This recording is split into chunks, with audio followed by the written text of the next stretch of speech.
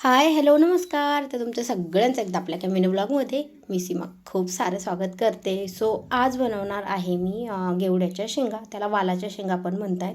तर एकदम सोप्या पद्धतीमध्ये आहेत आणि मी म्हणजे सुक्याच बनवणार आहे. खूप अशा सुक्या पण नाही आणि खूप रस्सा भाजी पण नाही, थोड्याशा अशा रबरबीत. तर त्याच्या अगोदर कणिक छान भिजली होती म्हणून म्हटलं की चला चपात्या पण करूयात आणि कुकर पण लावलेलं आहे.